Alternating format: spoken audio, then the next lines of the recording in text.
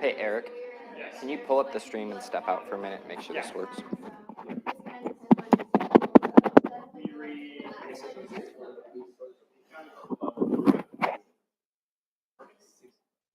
I'll find the.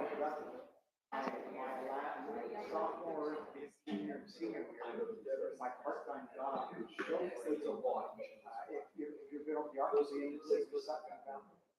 I chauffeured from she was on the penthouse floor of Target Towers, and I would call her. BU DECA underscore stream. The login's dot stream because you can't do I would that. call at 8 a.m. and say, this is something, this is my class schedule for the day and all, and I would go down the basement. Testing, testing. Can you hear me, Eric? Testing. Oxford shirt and a blue tie, and I would. Testing. Okay, wherever she wants. Her favorite place. Hold on. Can you hear me, Eric? Testing.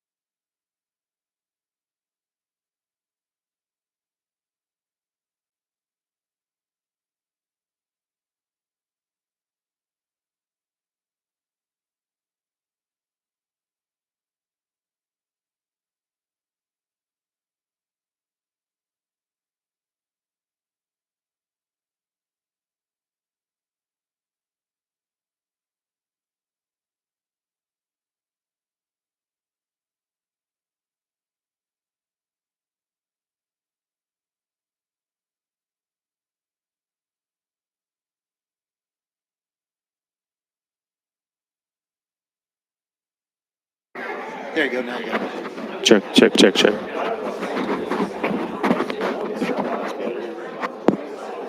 We getting ready for this? Yeah, we got 5 minutes. I feel like I should put a tick. I don't know why I put running tick, but I don't know. I felt like should Is make it myself- on? I did. It's on. It's ready to go.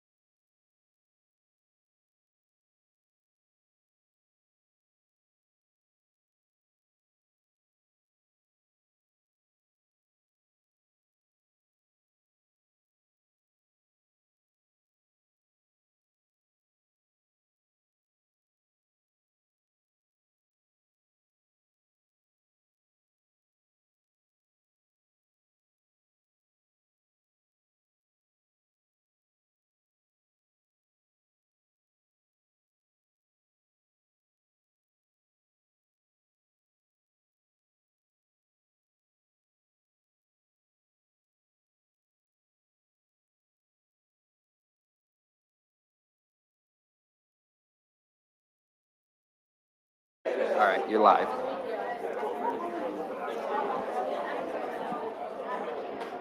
Sit. We can get going. Let's do it.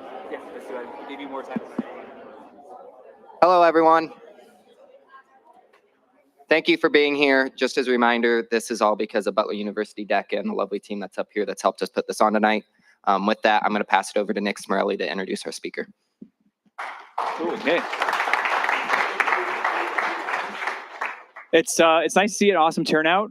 This is great. Again, thanks to the DECA team for helping kind of coordinate all the logistics and making sure this all goes well. This is a toolbox event, so make sure you get that all logged in. And then anybody who's part of my class, thank you for being here. I'm excited to have Jay come and kick off our series that we've brought on in terms of just impactful leaders in the Indianapolis area.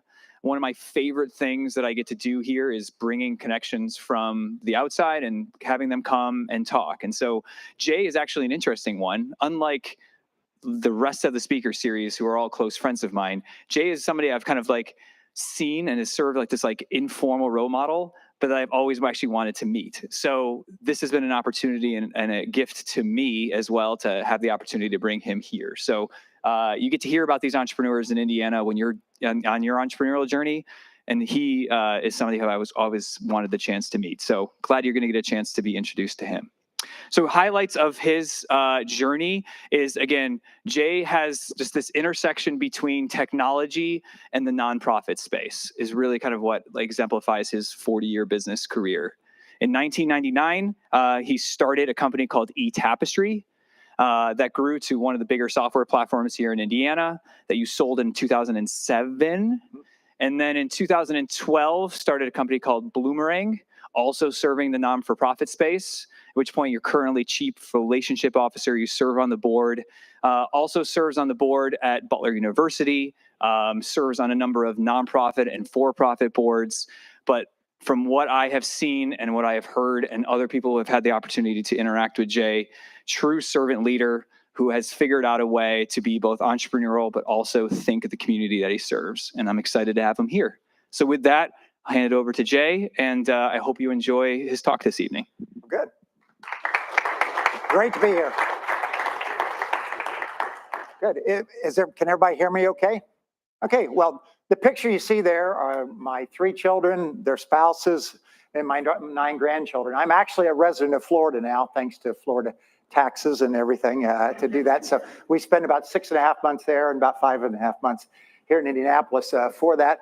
One of my biggest regrets after having such a wonderful experience at Butler from 72 to 76 and being involved with the board of trustees and all is none of my 3 children could I talk into going here. One went to Vanderbilt, one went to Harvard, one went to IU. So so much for that. But maybe the grandchildren. And part of it was we always had them over here on campus for piano lessons, Indianapolis Children's Choir, soccer, different things like that. So it was all part of their world for that.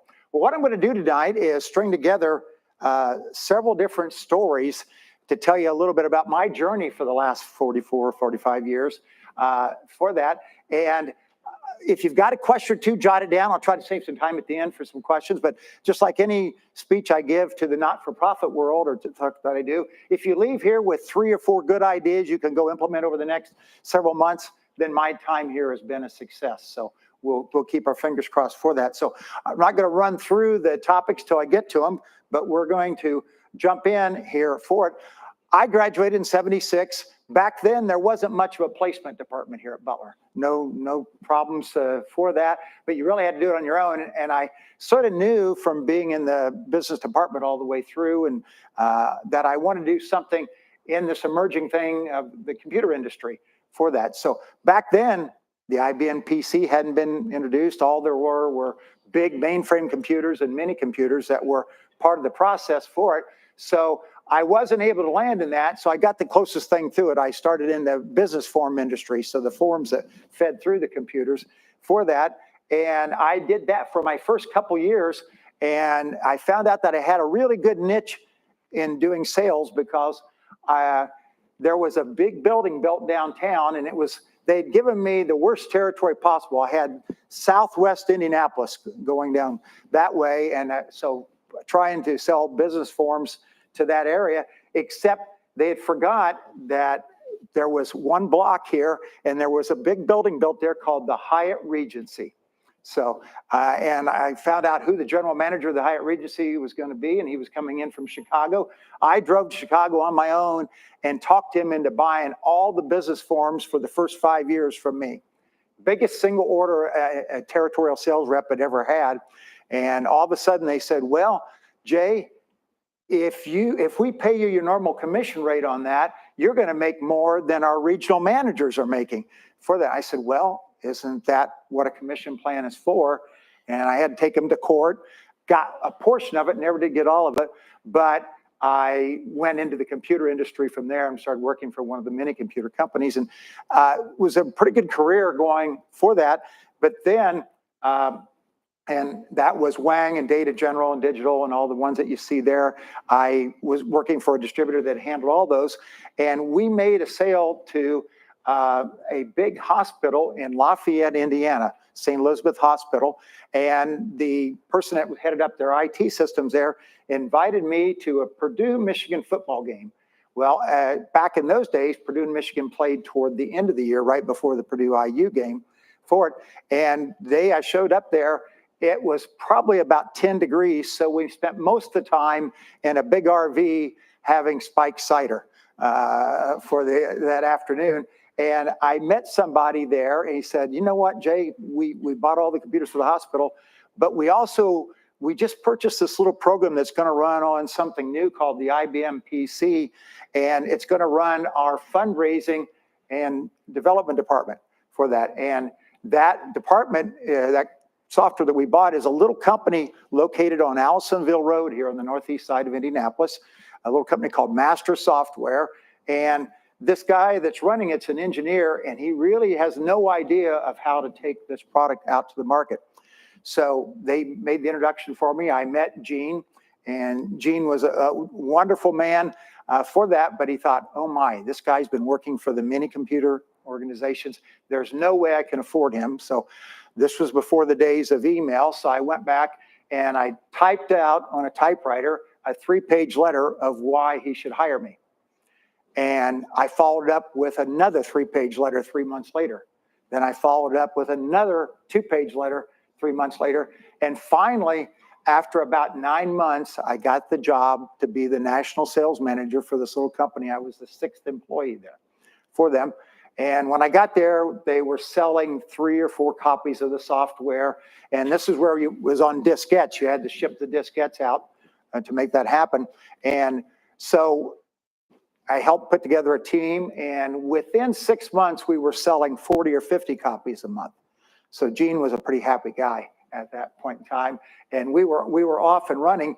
And one of the things that I got to do, and I always love telling the story, I carried something around that looked like a loaf of bread, and I would actually sometimes turn it upright and use payphones in airports, because in order to show people the software, there was no Zoom meetings or anything like that. You had to fly all over the place to do that. So I would fly into New York and do 3 or 4 demos, or I'd fly into San Francisco and do 4 or 5 demos. So I got to know the US pretty well. Would anybody want to venture a guess what this piece of device was that I carried around that was a little bit bigger than a loaf of bread? Anybody want to guess what that was? Yes. It wasn't a telephone. The telephones weren't out there. The mobile phones weren't out then yet. It was a 10 megabyte hard drive that I would plug it in the back of the PC. So now we have pictures that are more than 20 megabytes, right? But that's what I would take around. I would plug it in and make it work for that. And as things progressed there, we continued to grow the business. We were acquired by a company in Massachusetts called Epsilon Data Management. And Epsilon was sort of infamous because they started something called, for the airlines, called a frequent flyer program. And they had the databases for all the frequent flyers, and they thought, well, we're doing these corporate things, let's do something for the nonprofit world. And we got part of that. And during the course of the next couple of years, I rose up and became the CEO of that company. And I always remember getting a phone call from that CEO and or from that parent company saying, hey, we need you to come to New York. We want to talk to you about something. And we had just reached a milestone. We had reached 10,000 customers at that point in time. So that'll take me on my next area here. And the Epsilon group their offices they became part of a little company called American Express. And so I went to the American Express Tower in downtown New York, and I told my wife, I said, they called me on a Saturday morning and told me to be in New York on Monday, and they were always very careful about booking the airfares in advance and all. I said, well, one of two things is happening.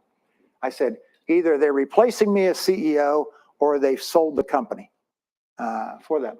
And when I got there, it became obvious that I was not being replaced. They told me that they had sold the business.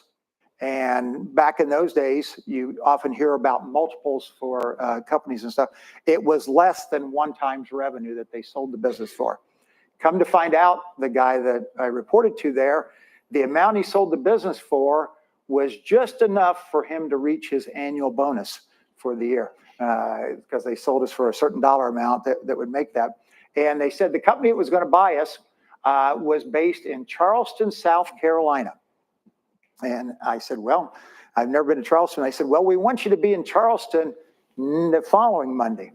And so I fly to Charleston, and the CEO of that company, I always remember, you see there, it says biggest desk in Charleston, that this gentleman not only had this huge desk, but he had arranged for someone to put the desk on a platform. And so I'm sitting in one of the 2 chairs out in front, and it was like I was looking up at the Wizard of Oz, talking to him.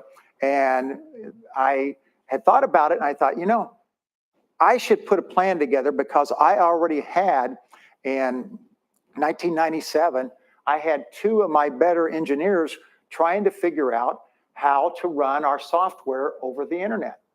This was before there was Salesforce. This was before there was software as a service, all these different things. But all I knew is, for our 10,000 customers, the first 10 minutes of every customer support call was trying to figure out what local area network or what machine they were running on, how much memory they had, what type of printer they had, what version of our software. And at that time, we were supporting 14 different versions of our software in the field. So you can imagine how difficult it was to answer their questions. So I had hastily put together a business plan, and I was pretty proud of it. I had it in a nice leather-bound folder and all, and I sent that out to him ahead of time, kept a copy for myself, and his name will remain fictitious because this is being streamed, right? I got to be careful. So I'm saying here for that. So I get there, and he pulls out my leather binder and sits it on his desk, and he said, our team has looked at this, of what you sent to us, and Jay, the idea of creating a package that runs over the internet, a software that runs over the internet, we just don't think this internet thing's going to be around very long. We don't think it's going to go anywhere for that. And so we don't think we'll need that. Well, I reached in my briefcase, because this is before we started all carrying backpacks, right? You actually had a briefcase. And so I had another plan. I said, well, sir, I thought that might be the case. My 10,000 customers, I sold about half of those personally myself. They know me pretty well. And I checked all my documents. I'm not under any sort of non-compete. I think I'll just go after those 10,000 customers and offer them a support agreement to just keep taking care of the product that they have. And he looked at me and he goes, boy, I wish you wouldn't do that. We hadn't thought about that. We were the very first company they had ever acquired for that. And I said, well, let's work something out here, because I knew the product that I was thinking about was probably a year or 2 away from being developed. And so I thought, okay, what should I do here? And like so many things in the business world, if you can outthink somebody that's on the other side of the desk, or if you can outbluff them on the other side of the desk in some cases, you can come away with a pretty good win for yourself, for your team, to make that happen. And I got to thinking, okay. And he had some yellow Post-it notes on his desk. I said, toss me that Post-it note. And I said, well, I'm not under a non-compete, but I would be willing to go under a non-compete. And I'm thinking, okay, I've got 3 teenagers at home. They're all pretty good in school. They're all going to be going to college. Maybe I can get myself a little nest egg out of this. to do that. So I thought, okay, this is what I'm making per year. Okay, I'll just do 4 times that. So I wrote that dollar amount on my Post-it note, and I handed it back to him. I said, sir, this is what a non-compete would cost you to keep J Love off of the streets.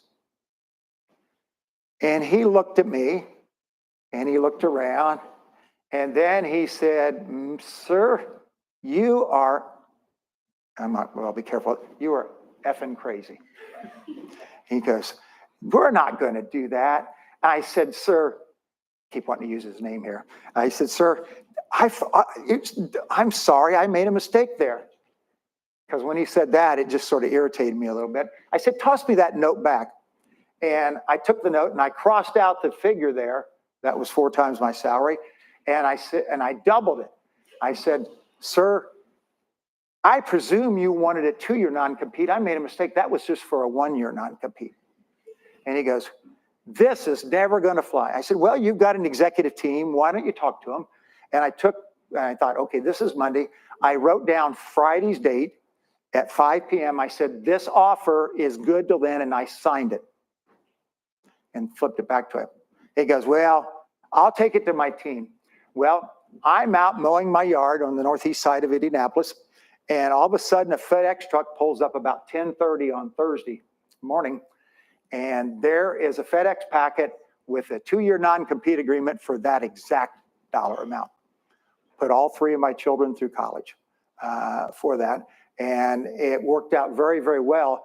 And I also worked it out so that during that non-compete, I could still stay in this market, but I would work only with larger customers. So that's where the big kind of food. I had a very dear friend that worked with a company that had developed the fundraising and database and CRM software for all the public TV and public radio stations in the United States, as well as probably the 100 largest national nonprofits. And I said, would it be okay if I worked for Chuck for 2 years? And during that time, it doesn't compete at all with you. I'll only work on customers that are that way. And those were $1 million and plus sales and $1 million name databases and higher for that. And believe it or not, this company in Charleston agreed to that. And so for the next 2 years, we did that. And we started really building what became eTapestry and the very first software as a service for the not-for-profit world, and one of the very first ones. I always tell people, I beat Mark Benioff with the Salesforce. My product came out exactly 13 months before Salesforce did. So, and I don't know whether I was that much of a visionary, but I used to sit on those customer support calls and I said, if there's ever a market that can use software running over the internet, it's going to be nonprofits because they have no IT staffs. There was nobody there to help them run these products to do that. So every Thursday evening, we met in my basement, and my 2 engineers from my previous company and the gentleman that was going to run my customer success, customer support, and all, the 4 of us that were going to eventually become the founders of eTapestry, we met every Thursday evening from 6 to 10 p.m. and brainstormed building the software. We looked at it, planned out all the things. We built the website, and et cetera. My non-compete ran out on August 31st of 1999. On September 1st, we went live with eTapestry. And during that time, I had tried to, let me go to the next slide here.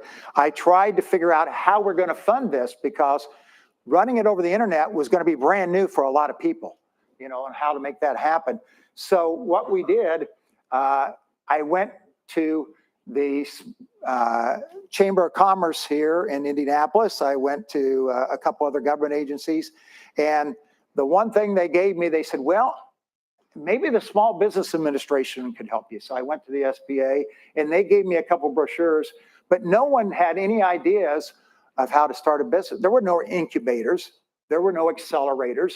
We had no idea of how to do that, but we did know that was going to probably be a while to get people to take up this idea of putting all of their donor records and all of their board member records and histories all out on the internet to make that happen.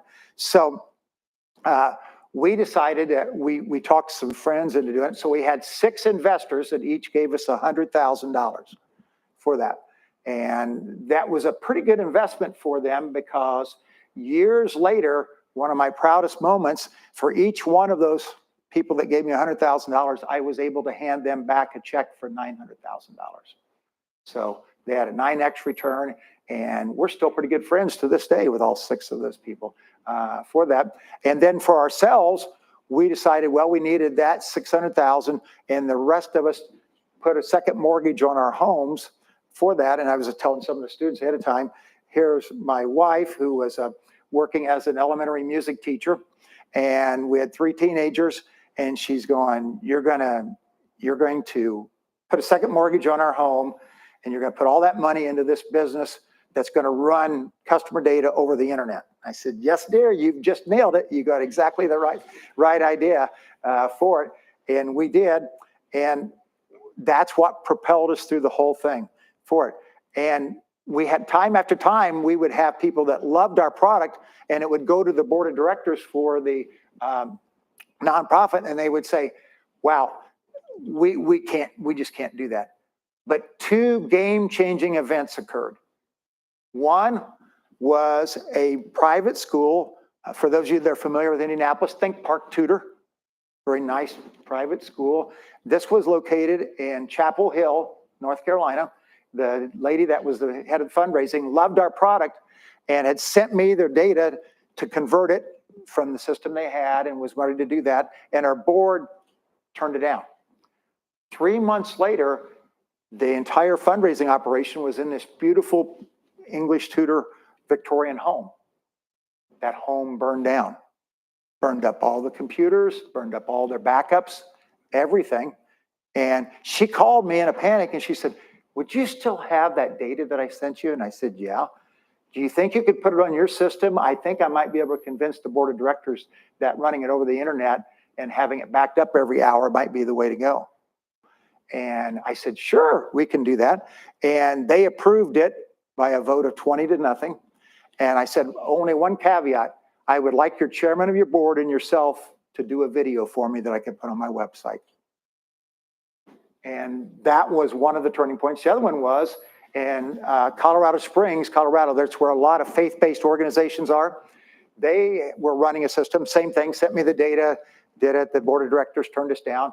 Well, they had a birthday party. They had 9 employees, and all 9 employees were located at the edge of a strip center. They all went down the street to a restaurant for a birthday party. Someone forgot to lock the door. And while they're out for their birthday party, luncheon celebration, someone came in and stole all of their computers. Every computer was stolen. And she told me about it, and I said, well, I still got your data. Do you think your board would let you put it over the internet on the product called eTapestry? And once again, they agreed to do that. If you go out on YouTube, I think those 2 videos still exist somewhere that we filmed for that. But those 2 started helping us turn the corner, but we still weren't quite out of the dark yet. We were about to run out of cash, and I remember we were saying, well, we've got enough for maybe 1 month or a month and a half of payroll left to go for us. We were about 12 or 13 employees at the time for it. And so I had signed up, and I hate to mention this here at Butler, but with the IU Business School for a mentor. And the mentor that I had there was a guy by the name of Terry. And Terry was so nice. He said, you know what? My study partner at Harvard Business School is a guy that's a senior partner with a venture capital firm in downtown Boston called Harbor Vest Partners. So I said, we'll introduce you. And we sent him our idea, what we were doing, and said we needed some funding to get over the hump. And we've got this new thing called software as a service. And this gentleman's name, I will never forget, the senior partner. He's originally from Israel. His name was Ofer Nemirovsky. And he said, could you and your key co-founder come out to Boston? So here we were. Jay Love from Gaston, Indiana, and Steve from New Palestine, Indiana.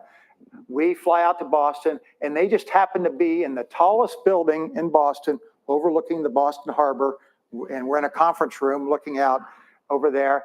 And he says to us, we like your idea, but we don't want to just give you $1 million. We think that for you to really do this, we want to give you $5 million. And here's a term sheet. And I'd never seen a term sheet before. I had no idea what all these terms were on the term sheet. We're reading it. He said, by the way, take the next few hours if you want to, but we'd like to have a decision from you before you leave today.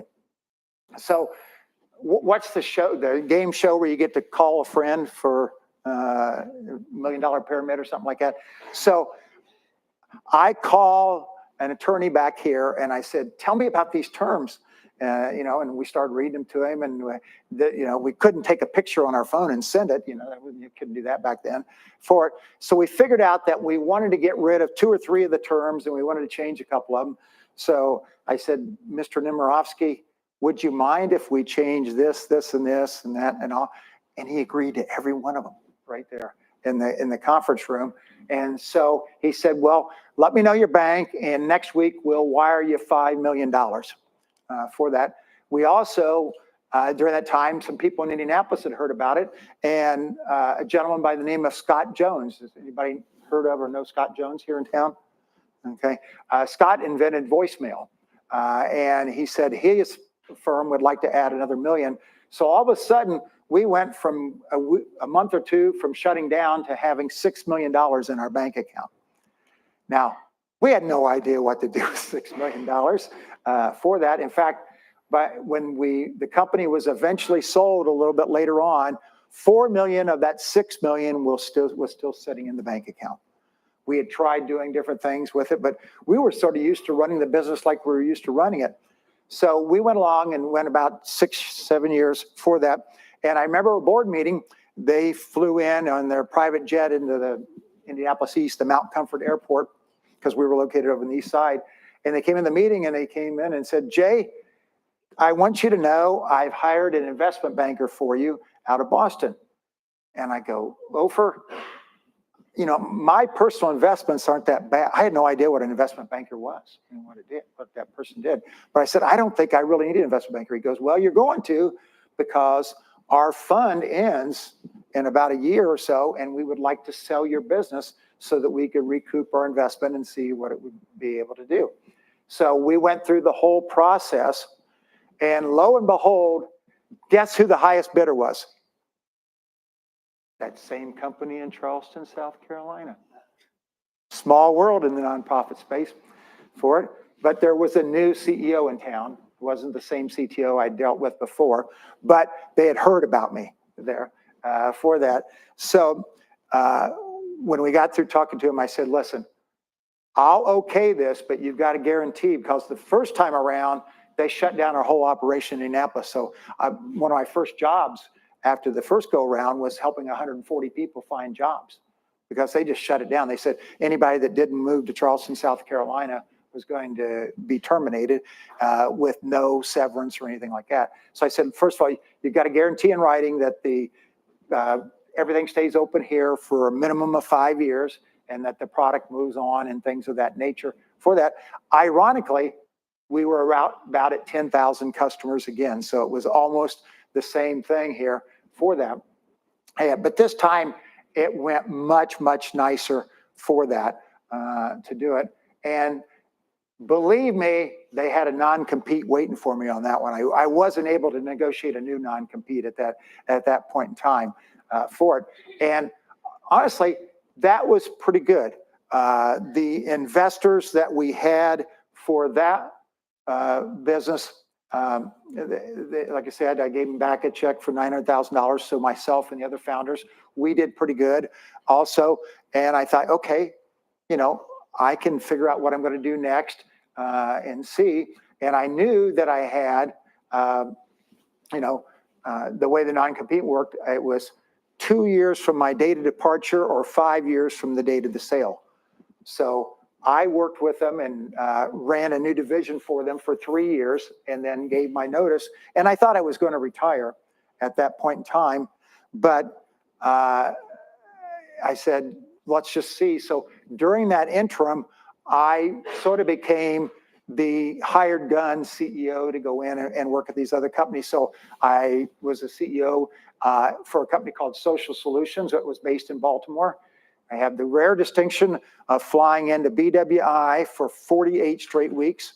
I would fly in on Monday morning and come back on Thursday afternoon and ran the business here. And it was interesting.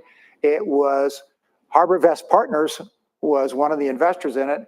And he said, Jay, this is a $10 million a year business that's losing $150,000 a month, negative cash flow. So you've got 1 year to either help us shut it down and sell the assets, help us sell it to somebody else, or turn it around.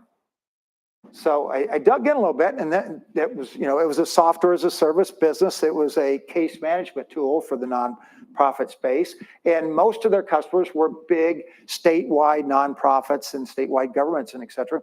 And when I looked at the financials, I said, wow, you've got 2.5 million in accounts receivable. Now, how can you be doing a software as a service and have accounts receivable for that? So I had the very good job of figuring out how to go collect that money. Well, during the time that they introduced me there, I said, and they had about 80 employees or so, and we gathered all in a room there in Baltimore. And when they introduced me, I thought, okay, I'm going to bond with these people. I'm going to tell them a true story that my two favorite sports heroes growing up were Johnny Unitas, the quarterback for the Baltimore Colts before they came to Indianapolis, and Brooks Robinson, the third baseman for the Baltimore Orioles. And there was this one lady, older lady in the front row, when it was time for questions. She said, well, Jay, you're such a Baltimore sports fan. She goes, I got two questions for you. Can you tell me both of their numbers? And I'm going, okay. And unfortunately, I knew both of their numbers to do that. But guess who I picked to head up my accounts receivable department? That lady. And I said, anybody that's got the guts to ask the brand new boss that question and put them on a stand like that. And she had been in another department, and between the two of us, we went out and collected all 2.5 million or whatever it was of the receivables right away. And we started incentivizing the salespeople. I said, if you can get these agencies to pay for a year or 2 or 3 up front, I'll give you a bonus. And at the end of the 11th month, we went from losing $150,000 a month to a positive cash flow of over $100,000 per month for that. So the investors were pretty happy. They eventually sold the company, but I did my 1-year term. In fact, I told them at the end of the 11th month that I just couldn't do another month of going to and from BWI. I said, can you let me out of my agreement a month early? And they were kind enough to do that. And then I got involved. I was figuring out what to do next. Does anybody know what SEO is? Search engine optimization. Okay. There was a company here in town by the name of Slingshot SEO that was the top SEO optimizer in the country. They were located at Keystone at the Crossing, and it was 3 28-year-old young men that had started the company, and they had figured out how to sort of game Google, and that you could type in these things and build these links so that you could do that. And they hired me. They said, they were basically tripling in size every year with their business here. And they said, we've got to figure out a way to monetize that. And so they said, you've got experience with investment bankers and do that. And so I became their CEO for that, and hired the same investment banker I had worked with back at eTapestry to help us do that. And within a few months, we actually had secured an offer for $63 million for this company, for a public company that was based in London, England, to do that. And that offer never transpired because during the time of the due diligence, we had a sexual harassment case that occurred within the company that the three founders tried to hide, even though I told them not to, and it came out, and all of a sudden, all that went away. So those three individuals would have each walked away with about $20 million cash, and it never happened, but it was quite an experience for me to do that. And I was still involved in the nonprofit world, and I was actually hosting a conference down in Orlando, and someone that was speaking there was sort of the worldwide expert on doing research, a gentleman by the name of Dr. Adrian Sargent, on professional fundraising. And one of his greatest theories was doing something with donor retention, because donor retention is the magic bugaboo for most nonprofits. Most commercial businesses retain 90 to 95% of their customers year after year. Would anybody care to guess what the average retention rate is for a nonprofit for donors? Anybody want to venture a guess on that?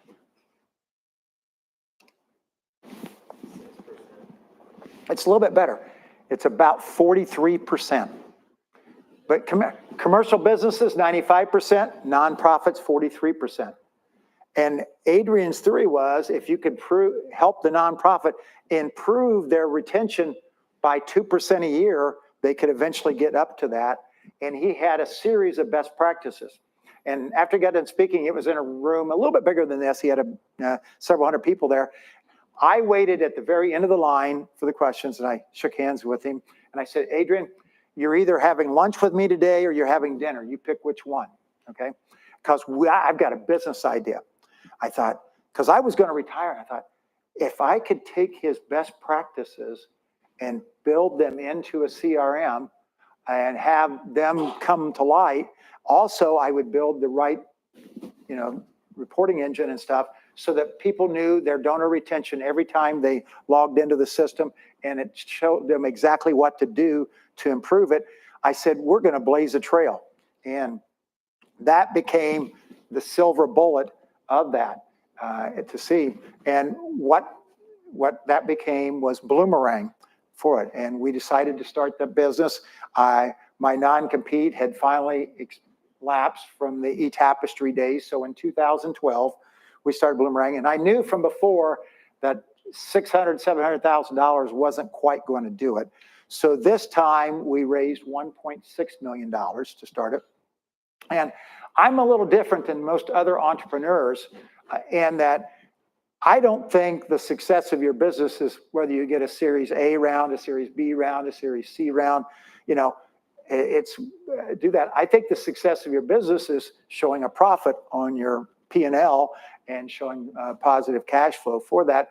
And fortunately, that worked out pretty good for that because it grew at about 3 or 4 times the rate of eTapestry. So that 1.6 million, I think the lowest we ever dipped to on our balance sheet was about $400,000. So we used about $800,000 to do that. And we reached 10,000 customers in less than half the time it did for eTapestry to do that. And we were rolling along really well. I had just handed the reins over. I had reached my 65th birthday, so I'd handed the reins over to one of my executive team members to be the CEO, and I was going to stay on as the chief relationship officer. Then all of a sudden, this little thing called COVID hit. And I thought, okay. And what was interesting, for about 6 weeks, our sales sort of went, we had, 20-some salespeople and then salesmen. Then all of a sudden, our sales went through the roof. Everybody figured out that they were going to work from home, and they had to get on a software as a service, and we were the hottest property going. And I thought to myself, I said, we got a tiger by the tail. We were about 12 million in revenue, and I said, this is a $100 million opportunity, and we're going to need a partner to help us get there. So we hired an investment banker, and within about 6 or 8 weeks, we had 34 offers to become partners with us.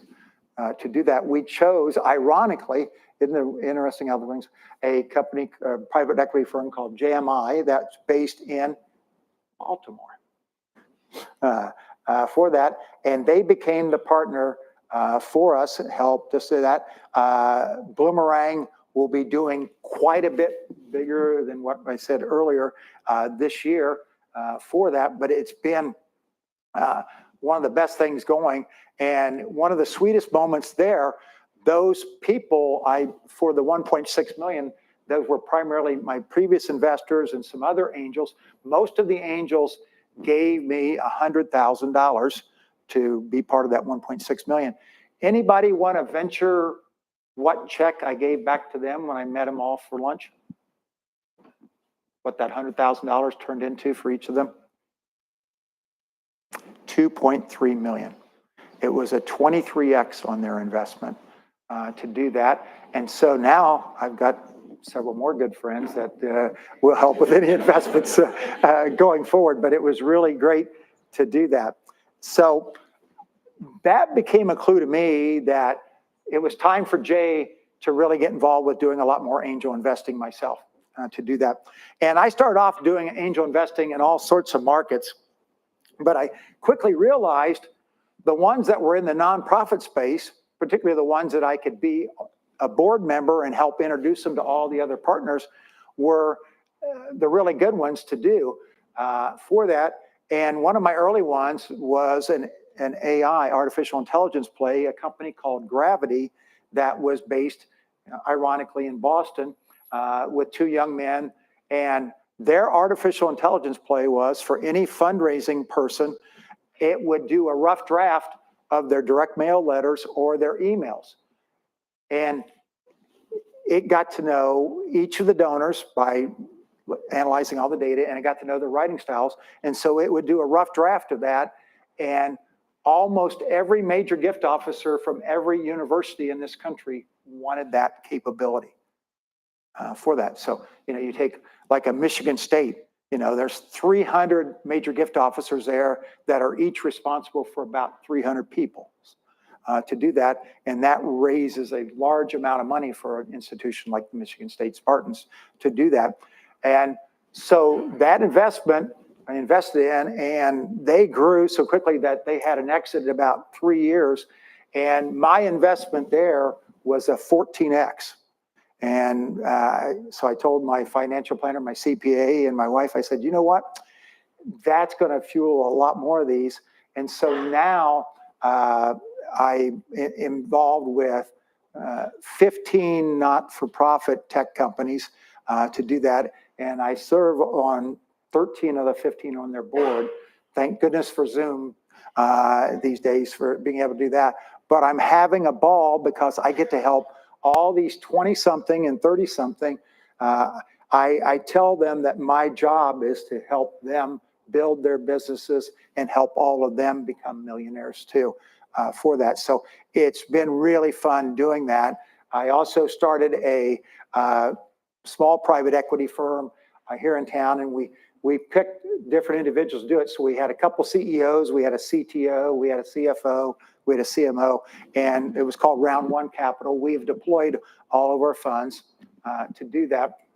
And we're really having a ball with them so far. So that may raise some questions that you might want to ask. But I wanted to think about if any one of you wanted to start your own business after you do this. From talking to some of you ahead of time, it was obvious that some of you already have businesses going, but be daring. Whenever you're thinking about doing it, think about me and that yellow Post-it note with that CEO in Charleston, South Carolina for that.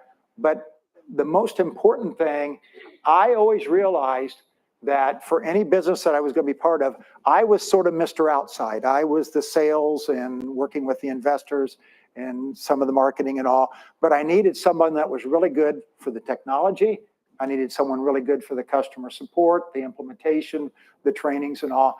And so those limitations, each business I've been involved in, I was able to surround myself with wonderful men and women that could take up and make that really, really happen for that and really get top-notch ratings for it. all of my investment pitches, whether it's for my own businesses and all, I ruthlessly made sure that it could be told with 12 or 13 slides. Okay?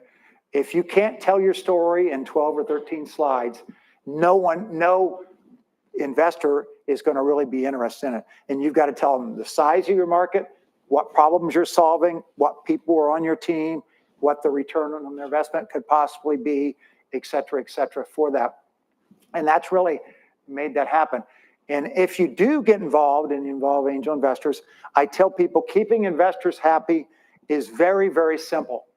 Once a quarter, send them out something that includes your current financials.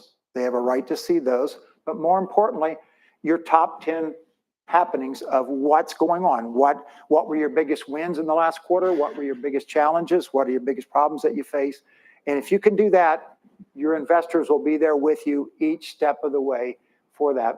And I encourage you all to really think about jumping in and doing something like that, because instead of just getting a wealth of experience, perhaps you'll have a chance for generational wealth that could come about as part of that.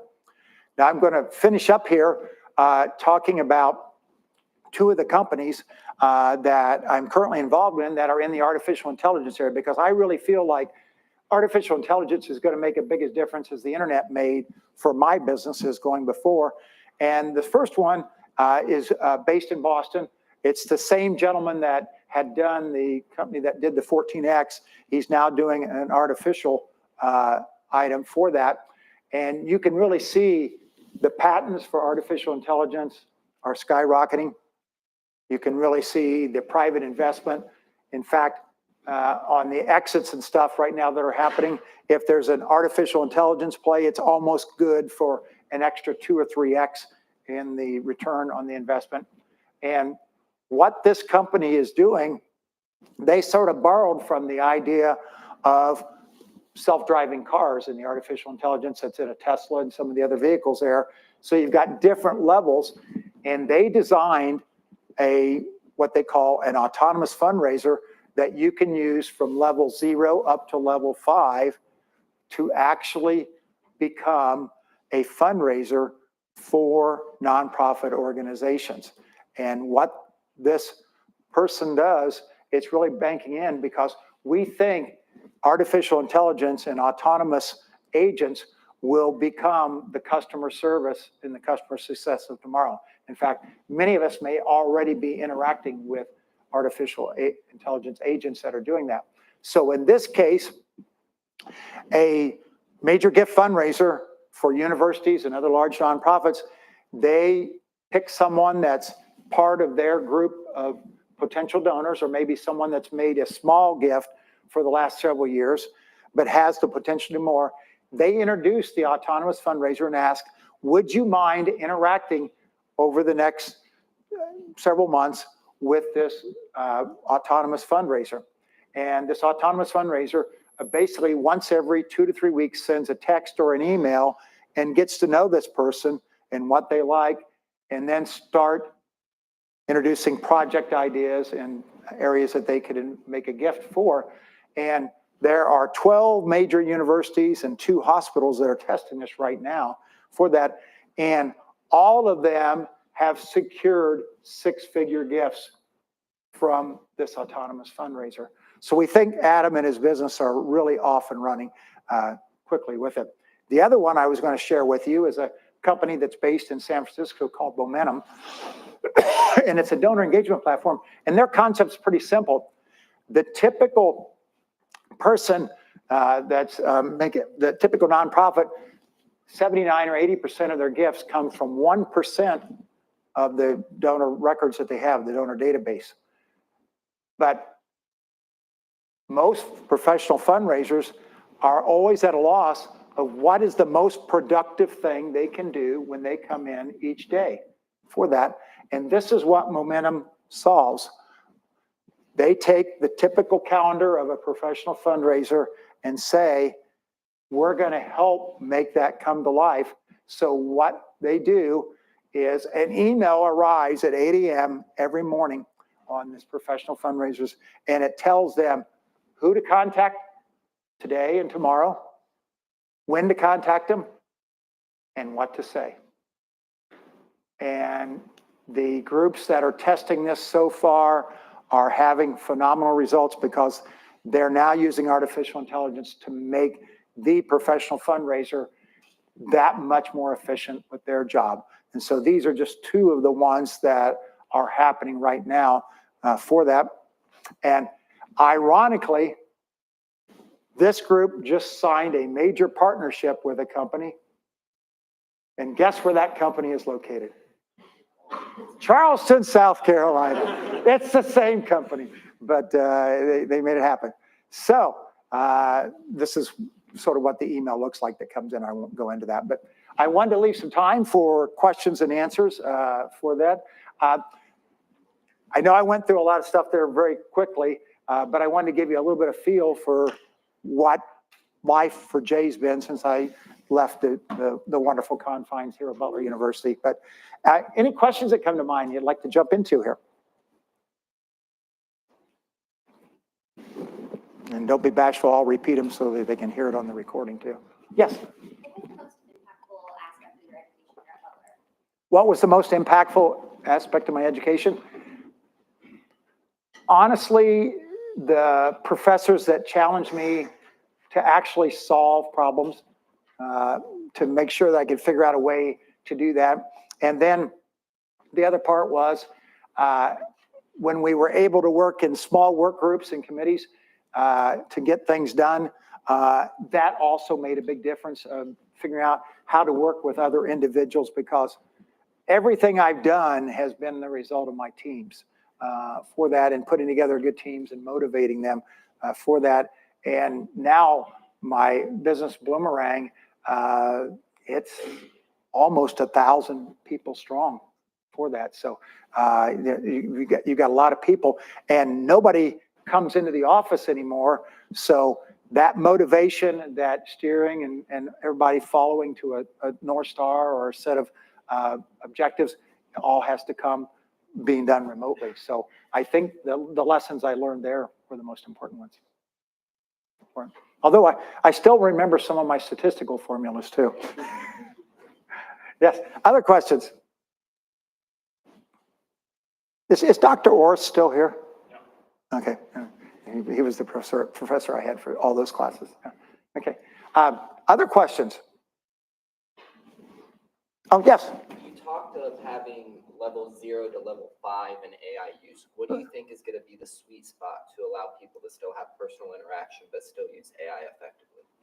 It depends a lot on each individual's comfort level. I'm not sure some people want to go all the way to level 5. Like, I own 3 Teslas, and I've got the self-driving on all of them, but I only use about level 3 of that. I've never really turned it over to do that. Or like a fellow entrepreneur friend of mine, I'll never say his name, but you know how you have to hold the wheel to make it do it? He actually has an arm weight that he hangs on the steering wheel so he doesn't have to worry about touching the wheel while he's driving.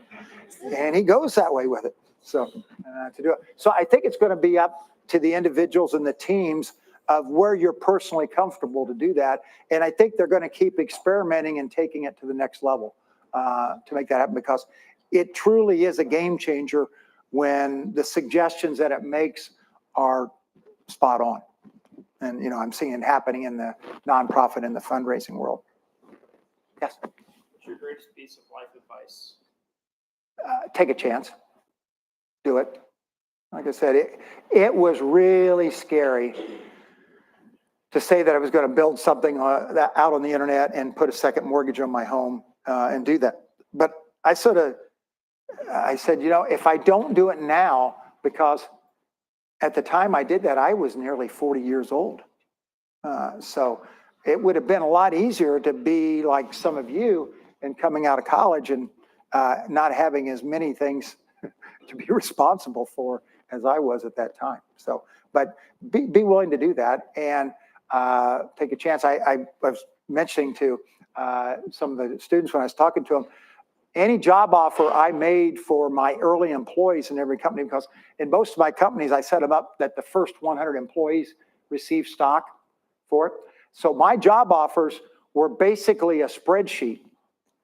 And it started with the highest salary you were going to be offered was here, and that corresponded to a low amount of stock. And as you moved across, the salary came down and the amount of stock that you got went up for it. And all of my very best employees chose the biggest amount of stock they could get for the lowest amount of money, salary, because they knew that freed up more of our cash to actually get the business going too, for that. And every one of the companies I invest in, I share that same spreadsheet with them and say, this is how you should make your job offers for your first so many employees that are going to be offered stock in the business, is find out how invested they are for that and talk them through that to see. Because if someone takes the high salary and very little stock, chances are they're not going to be there 12 months from now. Yeah. When you're looking to invest in a company with AI integrations, Yeah. do you place a higher value on like a patented novel software, or is it okay if it's off the shelf because the problem it solves is? Yeah, it has. You hit the nail on the head there. The question was, when you're investing, what do you look for? First and foremost, the three most important things anytime I invest in a business: is it solving a real problem that nobody else has solved? Has anybody on the team ever been involved with doing anything like this before? Are they all greenhorns to do that for it? And how far along is the product? Is it a working prototype? Is it already in the hands of customers?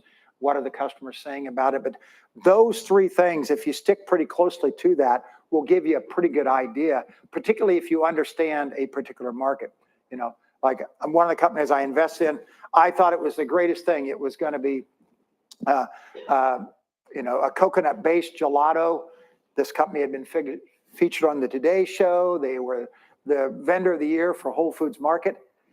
They just closed their doors about 8 weeks ago because they never figured out the manufacturing process, and they never figured out how to get it outside of Whole Foods to do that. So they had a pretty good little business, but they were not going to go to the top of the heap there. And we found out that once you go outside of Whole Foods, what gets in that freezer case, that's hand-to-hand combat with other companies that are already there. And you better know what you're doing. And you better have a distributor that knows what they're doing, or you're never going to get placement in there with all the brands that we already know. Good question. Yes, the lady over here. What's the best advice you've ever heard from the investment? From the investment banker? To be totally honest with everything during the due diligence period. Once you have the offers that people make, then you got to go through 4 to 6 weeks of due diligence where they're looking at anything and everything for that, and trying to be as honest as possible there has served us the most, because you're not going to hide anything. If you've got if you've got a customer retention problem, if you've got a problem here or there, they're probably going to uncover it, and they're going to stick with it to do that. So the investment bankers I work with, they always said, be totally upfront with them, and we'll accommodate that. We might need to make adjustments here or there, but let's let them know exactly what the status is, because whether it's a strategic buyer or a private equity firm, whoever's buying it will want to know all those caveats too. Yes, sir. It's apparent that you've pivoted a lot in your career. Is there anything that intrinsically motivates you to say, oh, that was the right decision, whether it's like a passion for the product or activism? Well, once I got involved in the nonprofit space, which was back in 1981, that I got involved in the nonprofit space, and I got to know these professional fundraisers for that. I literally had friends in every city in the country, and they were the most delightful people to work with. And I said, I don't think I ever want to work with attorneys, or I don't want to work with CFOs. I don't want to work with purchasing agents. I like working with professional fundraisers. So that was pretty easy for me once I found that niche and got to know them pretty well, and got a lot of friends in there to do that. So that's that was, I think, one of the biggest decisions was to make that happen and stick by that, even though I had opportunities to do everything, because my one toe in the water with search engine optimization was enough for me. I said, I'm going to stick back in this safe and wonderful nonprofit world that I love. Plus, I always remember my daughter that was a sixth grader, the redhead over there, she, in her sixth grade, the teacher, no, it was actually fourth grade, the teacher asked, "What does your dad do?" And she had to write a paper on it. And she goes, "My father helps nonprofits fulfill their missions." And she brought that home, and I started crying, and I thought, I've made the right decision and all for that. And you could probably tell, she wanted to work with inner city children with her elementary ed degree for that. So that was just part of her being. But I thought that really did help make that come to life too. Other questions? Yeah. Yes. After having success in your first company, what made you want to dive back into entrepreneurship the second time around? Well, when you're 46 years old or something like that, and I did. I played golf for 6 months. I got down to a 2 handicap, and I go, this is okay, but this is not very fulfilling. And I was hanging around with a bunch of 60 and 70-year-old guys and gals. I go, there's more for this guy to do for that. To see, and I served on a couple nonprofit boards, which I still do, but I thought I got to have something to do. Plus, my wife said after about 6 months, "When are you getting out of this house again?"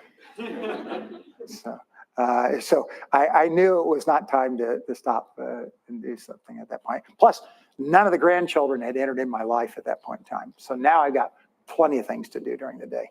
So, yeah. Other questions? Did I miss anybody on this side? Must be quitting time. All right, everyone. Can we get a round of applause real quick for Mr. Love?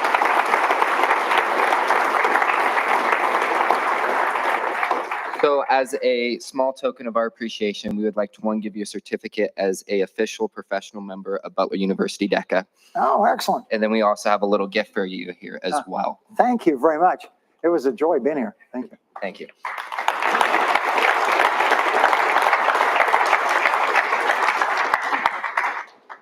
Thank you, everyone, for coming here. If this is something you'd like to continue and hear lovely speakers like Mr. J. Love, go ahead. You can sign up on the QR code up on the screen, and we will have another meeting like this October 23rd. It'll be Mr. Dave Lardy, and we'll be back in Dugan Hall. Thank you all. Oh, it's in my back pocket. Yeah. There we go. Oh, perfect. Yeah. Thank you so much. No, thank you for coming.